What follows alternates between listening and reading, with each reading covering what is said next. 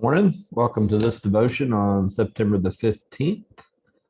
I'm George Fuller. Glad that you're here with us. And either this morning or looking at it later, glad to share this time. We're working through a book entitled Prayer, Finding the Heart's True Home by Richard Foster.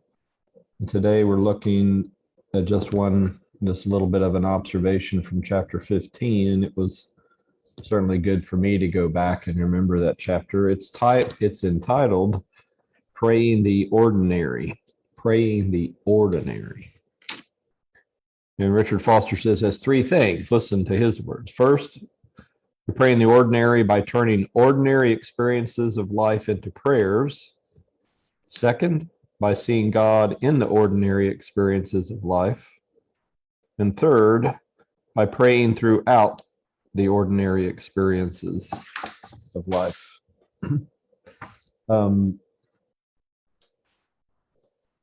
of the quotes that I love in the chapter is from Ignatius of Loyola, who's worth looking. He has some disciplines of prayer, practices of prayer that he wrote about that are really great. But he wrote, everything that one turns in the direction of God is prayer.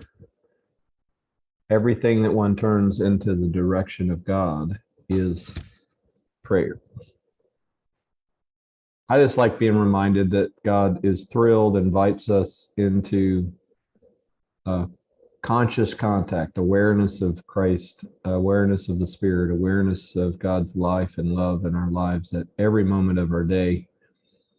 And it is our practice, because of all the distractions, to miss out on the reality of God's love and presence and action in our lives, moment by moment, day by day. And so this chapter is really good because so many people think you begin to pray when you learn a particular way of praying. And this book itself has over 20 ways of praying. And there's really countless ways to pray, because any way, as this quote says, any way we turn to God is prayer, because we've begun a conscious interaction with God. And praying the ordinary has made me think of how you can start your day with a time of devotion, but when that time of devotion is filled with God and calls us to an awareness of God in some deep way, then your whole day of living becomes a life of devotion. So having a time of devotion creates a life of devotion, and praying the ordinary is about living a life with and constantly making the choice to turn towards, or to recognize, or to be in dialogue with, or aware of the life of God in the moment that you're living. So I was thinking about how each day, and if you have a week like my typical week, there are certain things I focus on each of the 7 days.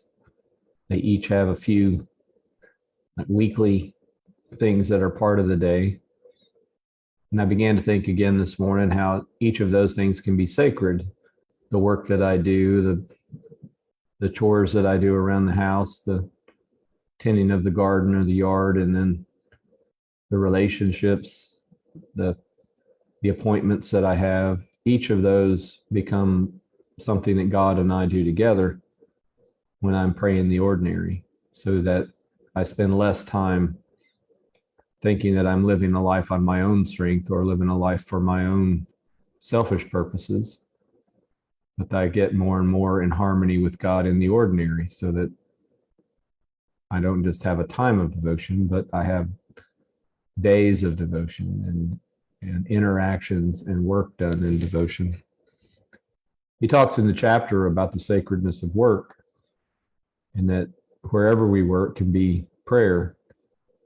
I remember a man who worked at IBM who had a spiritual experience and was part of the church that I pastored, and he came and talked to me about the radicalness of this shift in his life and how alive God seemed. And he started to lament the fact that his work wasn't meaningful in the way that he might want it to be.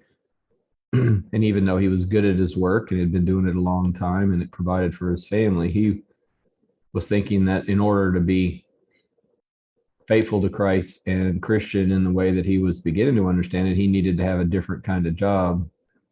And as we talked and he reflected, he began to see that every relationship he had when he went to work at IBM was sacred, and that his work and the way that it provided for his family was sacred. And he began to just realize that his life and the impact he had at work was precisely where God wanted him to work and to be alive and to be living and working a prayerful day. We can also think about how prayer in the ordinary means praying through every transition. I guess all of us have, in one way or another, been ill in some way, had a physical challenge. And when you have a physical challenge, you can pray into the physical challenge, the sickness, the condition, the surgery, the treatment, and pray through it and on the other side of it. And you can do it through every other transition. When you have a baby born, or you get married, or you get a new job, or you have an empty nest for the first time, or you realize that you're going to move somewhere else or make a transition. Every life transition can then become sacred ground where you and God are reshaping, reframing, rethinking how you're going to be and how God will express God's self through your life, through your words, your actions, where you live and where you work. So I was really encouraged, called back to some very profound, it can sound simple, but it's very profound to simply be in conversation with God and in prayer, live in the ordinary parts of our lives, and realizing that there's only sacred time, and there's only sacred events, there's only sacred space, because every moment, every place, every event is full of the presence of God. And it is our lack of prayer and our lack of using the eyes and the ears that God gives us by the Spirit that we miss out on how sacred life really is, as it's lived each day, each moment. And so I encourage you to know that God not only lives in you, but loves to find God's way, his way into the world through your life, through your words, through your actions.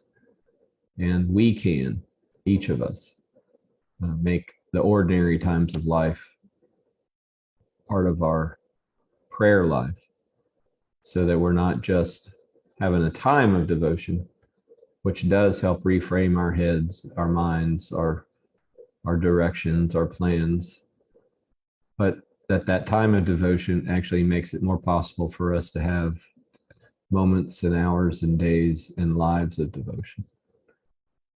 So that's the hope, because a life of devotion is eternal life. The life of God lived in us and through us, and the life of God that we participate in our relationships with people and the earth that we share with everyone else. I'm just glad for the reminder, and I hope that we will find our way to the prayer of the ordinary. May it be so. Amen.